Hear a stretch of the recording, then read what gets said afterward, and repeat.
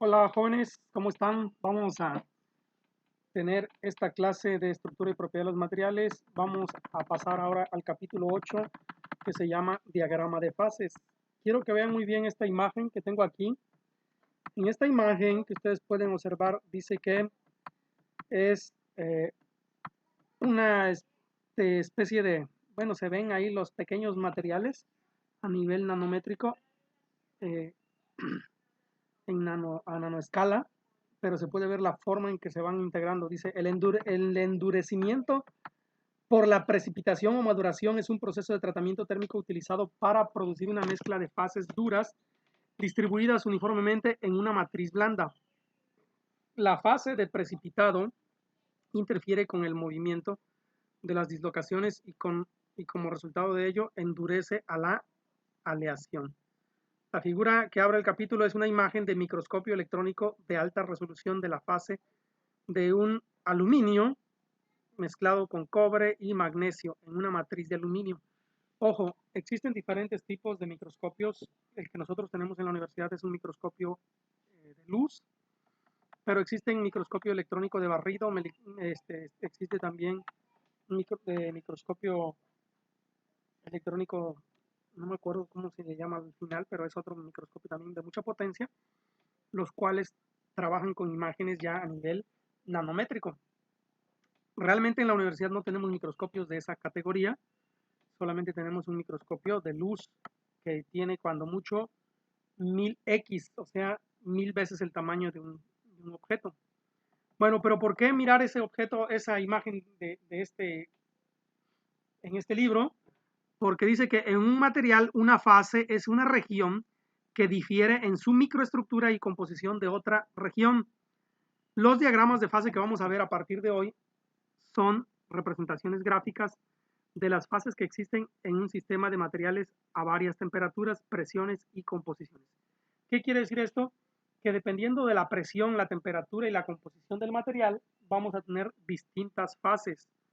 Los diagramas en su gran mayoría se han construido en condiciones de equilibrio, es decir, que para cada mezcla de dos materiales se hace un diagrama de fases.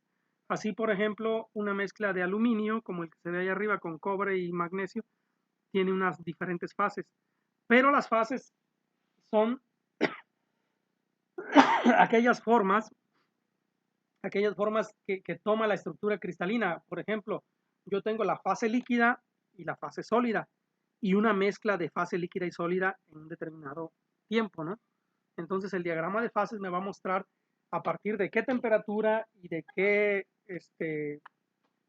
temperatura y de qué presiones o qué composiciones yo voy a tener diferentes, diferentes fases. Por ejemplo, el acero cuando se encuentra a temperatura ambiente tiene muchas fases y esas son las que por ahí les mandaba yo un mensaje de WhatsApp donde les hablaba de la ferrita, la perlita, la martensita, y cada una de estas son diferentes fases porque su composición interna es diferente.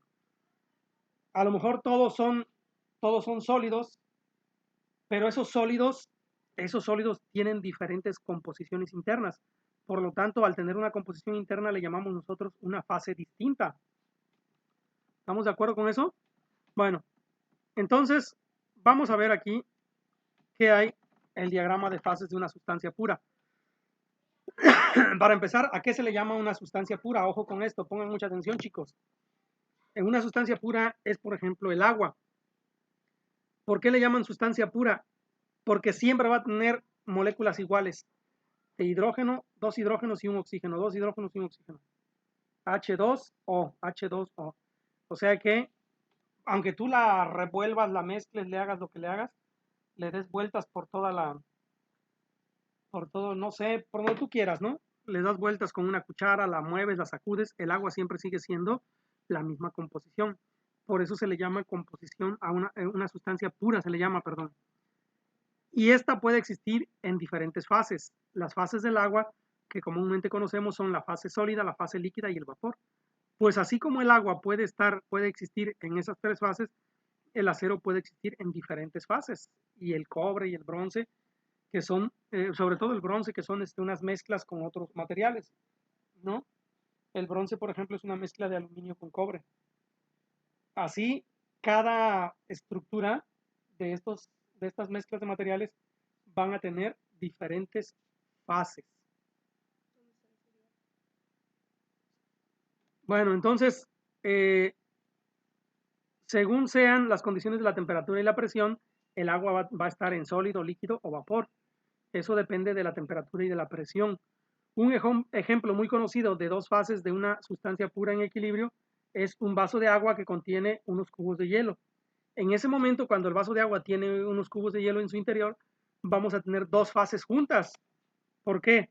Porque unos pedazos de hielo van a ser una fase sólida y el agua que esté alrededor de esos cubos de hielo va a ser una fase líquida. Entonces, ahí se dice que las dos fases están en equilibrio, porque ambas permanecen juntas. Si se mantiene a 0 grados centígrados esa mezcla de agua con hielo, probablemente van a permanecer por mucho tiempo las dos fases en equilibrio. Si no se mantienen durante mucho tiempo porque la temperatura aumente o disminuya, si disminuye, pues todo se convierte en hielo. Pero si aumenta, los trozos de hielo se van a ir convirtiendo en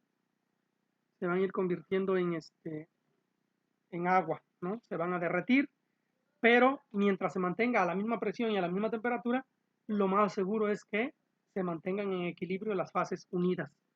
Bueno, este ejemplo que estoy dando aquí del agua, pues obviamente sucede con todos los materiales. En este caso dice el agua sólida y líquida da lugar a dos fases distintas separadas por una fase límite, la superficie de los cubos de hielo. Durante la ebullición del agua líquida y el agua vaporizada se constituyen dos fases en equilibrio. Es decir, cuando yo tengo una olla a presión llena de agua, en la parte de arriba va a tener vapor y en la parte de abajo va a tener agua. Por lo tanto, las dos fases van a existir al mismo instante. En el mismo instante van a estar agua y vapor al mismo tiempo. Y a eso se le llama que la sustancia está en equilibrio, las fases están en equilibrio. Bueno, pues más aquí abajo se muestra una representación gráfica de las fases del agua que existen bajo diferentes condiciones de presión y temperatura. En el diagrama de fases presión-temperatura del agua existe un punto triple a baja presión que es de más o menos 4.576 torricellis, que es una forma de medir la presión. Un torricelli equivale a 765 milímetros de mercurio. A 1 milímetro de mercurio, eso es un torricelli. Entonces, y a una baja temperatura de 0.0098 grados centígrados. ¿Dónde coexisten las fases sólida, líquida y vapor? Es decir, es en la única condición, a esta temperatura y a esta presión, es la única condición en la que puedes encontrar los tres estados del agua, sólido, líquido y vapor. Las fases líquida y el vapor se dan a lo largo de la línea de vaporización y la fase líquida y sólida a lo largo de la línea de congelación, como se muestra en la figura 8.1. Estas líneas son de equilibrio entre las dos fases. Esas líneas me indican cuándo está llegando al equilibrio las dos fases. Los diagramas de fases presión-temperatura en equilibrio se pueden construir también para otras sustancias puras. Por ejemplo, el diagrama de fases de equilibrio del hierro puro se muestran en la figura 8.2. Obviamente el hierro puro que no lleva carbón, es una sustancia pues pura, ¿no? Una sustancia pura. Una diferencia fundamental, dice aquí, de este diagrama de fases es que tiene tres fases sólidas distintas. El hierro puro contiene tres fases sólidas diferentes, ¿sí? Que son el hierro alfa, el hierro gamma y el hierro delta. A pesar de que siguen siendo sólidos, cada sólido, el alfa, el gamma y el delta, tienen una diferente composición, por eso se les llama diferentes fases. El hierro alfa y el hierro delta tienen estructuras cristalinas cúbicas centradas en el cuerpo, acuérdense el BCC, mientras que el hierro gamma tiene una estructura FCC, que vendría siendo cúbica centrada en las caras. Los límites de fase en el estado sólido tienen las mismas propiedades que los límites de las fases líquida y sólida. Por ejemplo, bajo condiciones de equilibrio, el hierro alfa y el hierro gamma pueden existir a una temperatura de 910 grados centígrados y una atmósfera de presión. Y por encima de 910 grados centígrados solo existe la fase sencilla gamma. Y por debajo de 910 grados centígrados solo existe la fase sencilla alfa. Entonces, vamos a ver aquí. Esto es para el vapor. Esta tabla, esta gráfica, es para el vapor de agua. Entonces, el punto triple del agua es este punto justo aquí, en este donde tengo el cursor, cuando existen al mismo tiempo sólidos, líquidos y vapor de agua. Si yo me corro en esta temperatura a esa misma presión, por ejemplo, la presión atmosférica es de 760 milímetros de mercurio, estaría hasta acá arriba, en la línea punteada. Pero si yo bajo demasiado la presión a una presión demasiado baja, una presión prácticamente de vacío, llega a un punto en el cual yo puedo tener líquido, sólido y gaseoso en el mismo punto, que sería más o menos a esta altura. No sé, arriba nos decía cuántos torricelis, ¿no? 24 torricelis, que serían 24 milímetros de mercurio. Entonces, en ese punto yo puedo tener las tres fases juntas. Pero a partir de ahí, si yo aumento la presión, lo convierto en sólido, o si aumento la presión y también al mismo tiempo aumento la temperatura, lo convierto en líquido.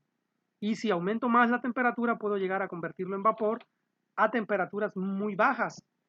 Por ejemplo, aquí a una temperatura, miren, voy a poner esta línea. Imagínense esta temperatura que tengo aquí en este momento.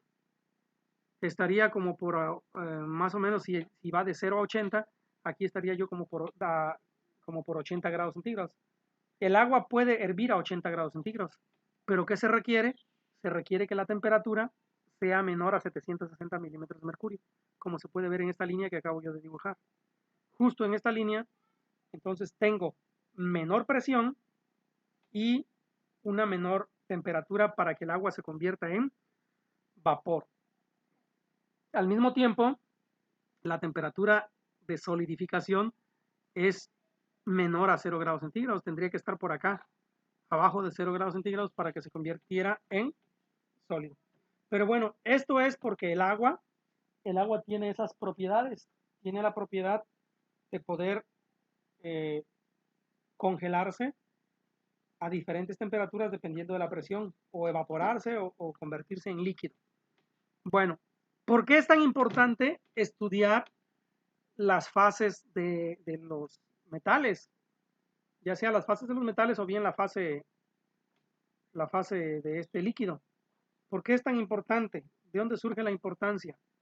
Bueno, porque el acero va a adquirir diferentes propiedades dependiendo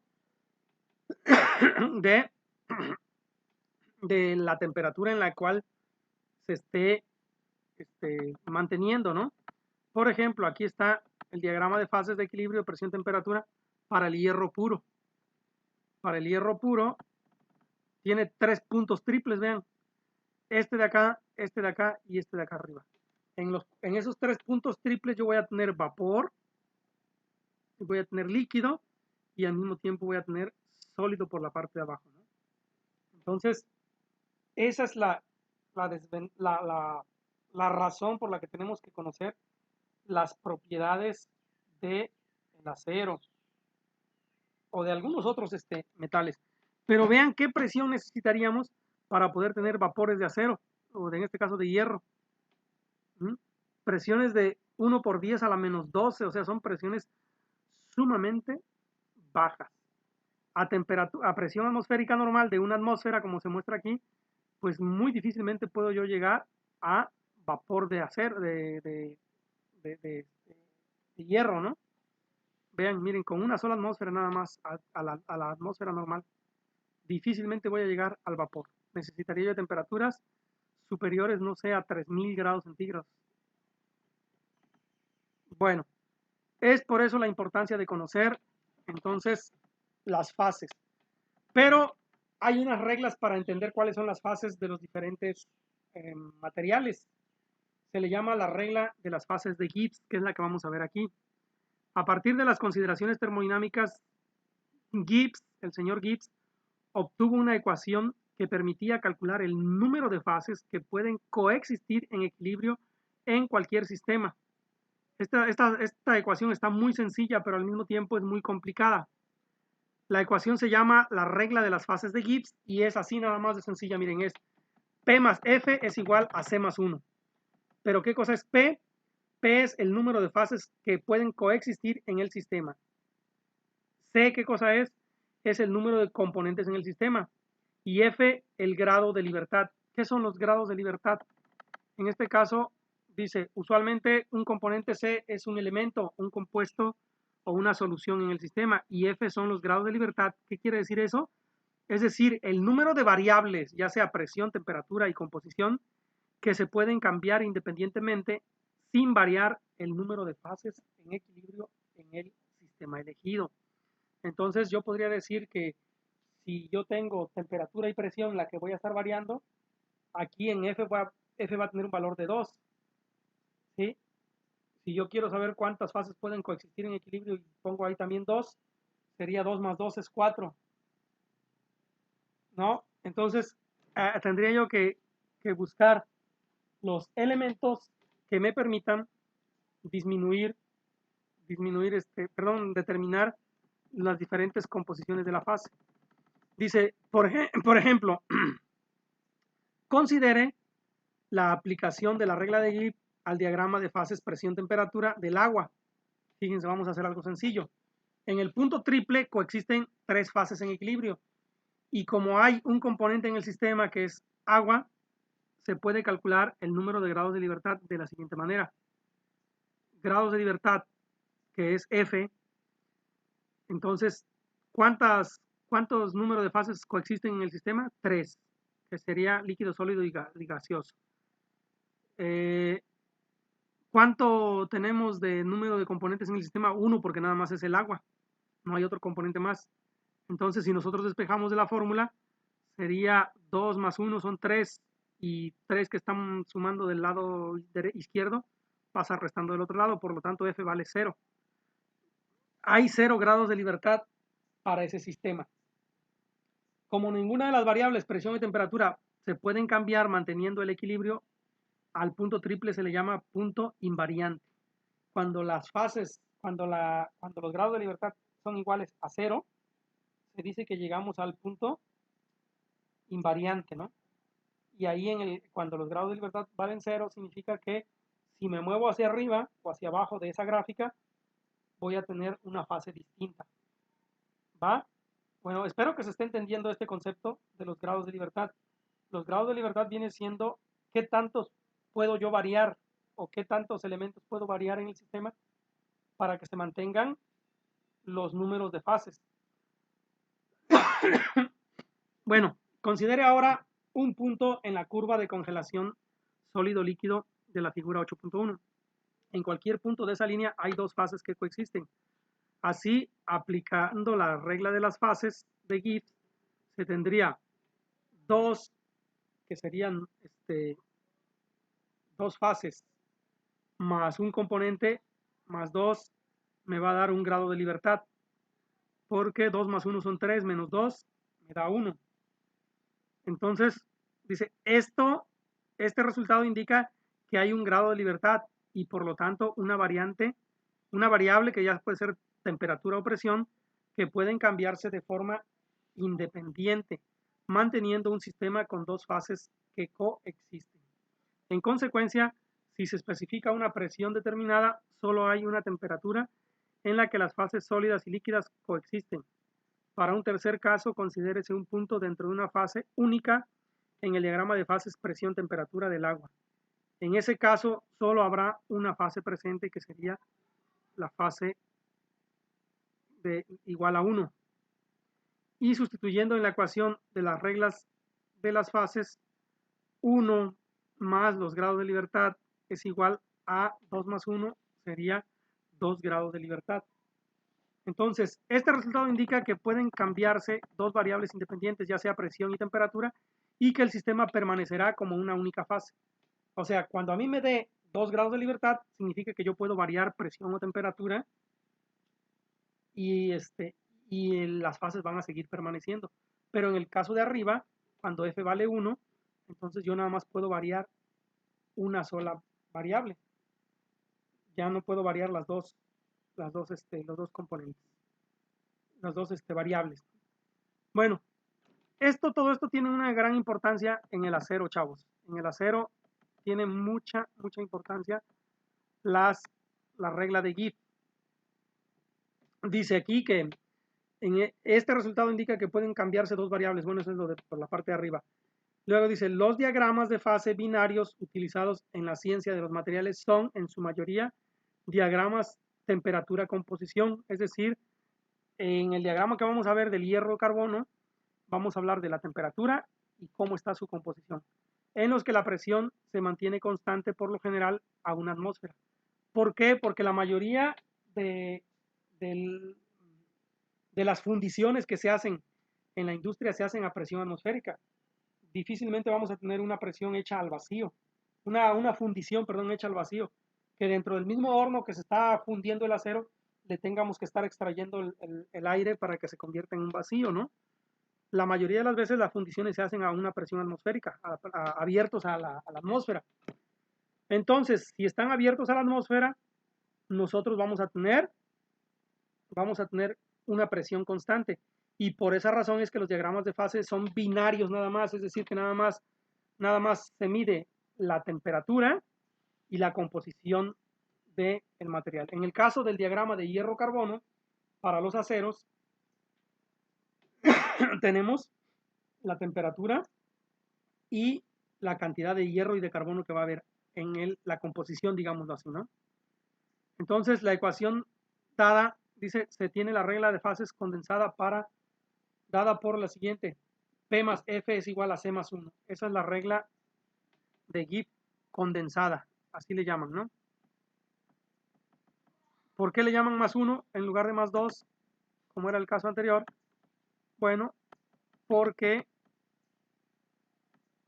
ven, acá tenía más 2, ¿no? Y acá tenía más 2. Y acá tiene más 1. Porque solamente hay una variable, que es la temperatura la que cambia. No estamos cambiando la presión, entonces por eso queda como 1. Bueno, la ecuación 8.1a dice se aplicará a todos los diagramas de fase subsiguientes expuestos en el capítulo. ¿Por qué? Porque vamos a ver el diagrama del plomo, del cobre, del acero, etcétera, ¿no? Entonces vamos a tener que ver el diagrama de fases únicamente de cuando se varía una sola variable, porque la presión atmosférica va a ser la misma. Bueno, ¿y qué cosas son las curvas de enfriamiento?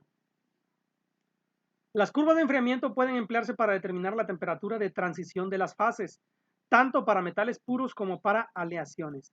En la curva de enfriamiento se obtiene o se registra la temperatura de un metal y se compara con el tiempo o medida a medida que se enfría desde una temperatura en la cual se funde. Es decir, por ejemplo, yo llego a 1800 grados de temperatura en el acero y voy bajando la temperatura poco a poco, hasta que se empiezan a formar los primeros granos y se empieza a solidificar. Cuando se empieza a solidificar, justo en ese punto cuando empieza la solidificación, yo voy marcando en mi diagrama a qué temperatura estaba cuando empezó la solidificación, para que de esa manera se convierta en una línea. Obviamente, para que poder fabricar esta línea, tienen que irse variándose las composiciones.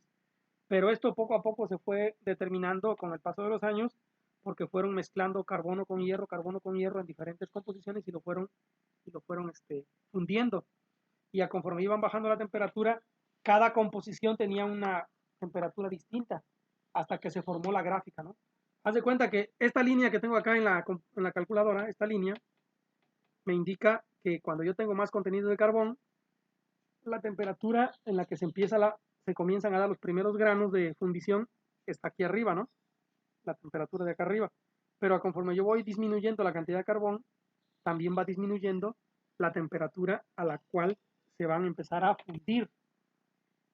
Eso sería más o menos cómo se forma una curva de enfriamiento. Obviamente, a prueba y error y por medio de muchos experimentos, se logró determinar cuál era la curva de enfriamiento para diferentes composiciones del acero y de otros componentes más. Esto quiere decir que en metalúrgica ha habido personas que han dedicado su vida entera a ir haciendo estos registros y a ir grabando esta información hasta que el día de hoy ya tenemos ciertas gráficas que nos muestran esas curvas de enfriamiento. Bueno, Esto sí es importante, chicos, porque pues tiene ya muchos años de que existe el acero, pero muy pocos años tiene en que ya se ha ido graficando su comportamiento. Antes de la revolución industrial prácticamente el acero se fundía por medios empíricos solamente, pero no había personas que tuvieran termómetros midiendo y calculando las cantidades estrictas de carbono y de hierro que se iban mezclando, ¿no? Prácticamente en la Edad Media el acero se fundía por, por conocimiento empírico, pero difícilmente tenían ya las composiciones que hoy se tienen. Esto es algo que nosotros debemos de tener siempre presente. Hoy en día ya existen las gráficas que nos pueden ir determinando. Si yo me voy a una gráfica y quiero saber a qué temperatura se va a fundir el acero, nada más digo, a ver, con tanto por ciento de carbono y con tanto por ciento de hierro y a la presión atmosférica le corresponde tal temperatura, ¿no? Hoy ya lo podemos hacer porque ya está graficado, pero en aquella época, en la Edad Media, no se podía hacer. Bueno, en la figura 8.3 se muestra la curva de enfriamiento para un metal puro si se permite que el metal se enfríe en condiciones de equilibrio. Las condiciones de equilibrio es un enfriamiento lento, dice acá. Su temperatura, perdón, aquí ya me moví un poco más. Su temperatura, ¿dónde la pone ya? A ver, dice, una curva de enfriamiento se puede registrar al registrar la temperatura de un metal y compararla con un tiempo o medida en que se enfría desde una temperatura en la cual se funde, mediante solidificación y finalmente a temperatura ambiente. En la figura 8.3 se muestra la curva de enfriamiento para un metal puro. Si se permite que el metal se enfríe en condiciones de equilibrio, que es el enfriamiento lento, su temperatura cae continuamente a lo largo de la línea AB de la curva. En el punto de fusión, la temperatura de congelamiento comienza la solidificación y la curva de enfriamiento se vuelve plana. ¿Dónde me quedé? Ay, ya me perdí entre tanta letra, ¿va? Bueno, la curva se vuelve, dice, plana. Segmento horizontal BC. Ahorita lo vamos a ver aquí cuál es el segmento BC. También llamada meseta o región de confinamiento térmico. Y permanece plana hasta que se completa la solidificación. En la región BC, el metal está en forma de mezcla de fases sólidas y líquidas.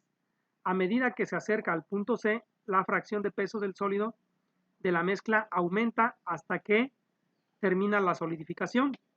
La temperatura permanece constante porque hay un equilibrio entre las pérdidas de calor del metal por el molde y el calor latente suministrado por el metal que se solidifica. En palabras más llanas, dice, el calor latente mantiene a la mezcla a la temperatura de congelación hasta que se alcanza la solidificación completa. Después de concluir la solidificación en el punto C,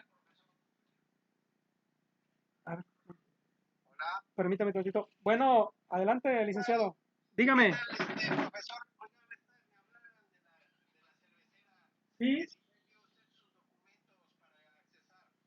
envié en la mañana envié a Citlali, al correo de Citlali.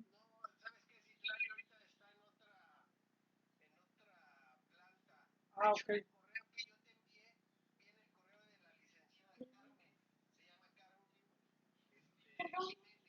Ah, ok. Ahorita se los envío a ella, entonces. Ahorita mismo se los envío. Sí, sí, se los envío ahorita. Claro que sí. Pues a las 9 está bien, ¿no? Sí. Ok, hasta luego.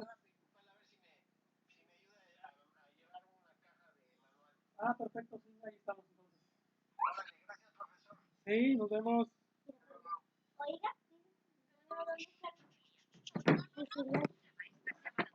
Bien, entonces regresando al punto, jóvenes, es que aquí me interrumpieron. Dice, en palabras llanas, el calor latente mantiene la mezcla a la temperatura de congelación hasta que se alcanza la solidificación completa. Entonces, aquí es muy importante que la temperatura se mantenga y para eso necesitamos un calor. Mientras está solidificando, ese calor está manteniendo la solidificación. Por eso en ese momento aparece la meseta o la línea recta donde pareciera que la temperatura no aumenta, aunque el calor sigue manteniendo la solidificación. Ahorita lo vamos a ver acá, en el diagrama. ya para terminar en esta primera clase. Dice, después de concluir la solidificación en el punto C, la curva de enfriamiento mostrará de nuevo una disminución de la temperatura con el tiempo. Entonces, quiero que vean muy bien la gráfica. Esta gráfica es curva de enfriamiento para un metal puro. El metal puro tiene una temperatura alta aquí en el punto A, ¿no? Temperatura de vertido, es una temperatura cuando viene líquido totalmente, ¿no? Aquí tenemos totalmente líquido, viene bajando la temperatura, viene bajando. Acá en el eje de las X tenemos el tiempo, ¿no? Se tarda unos ciertos minutos en llegar al punto B.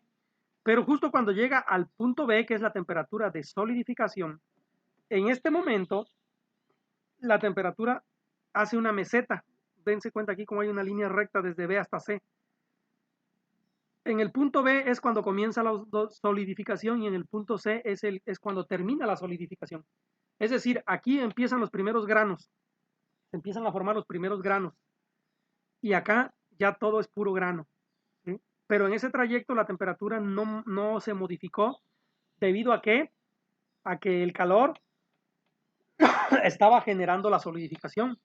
Entonces la temperatura no cambia porque el calor se mantiene haciendo que se esté pasando de líquido a sólido.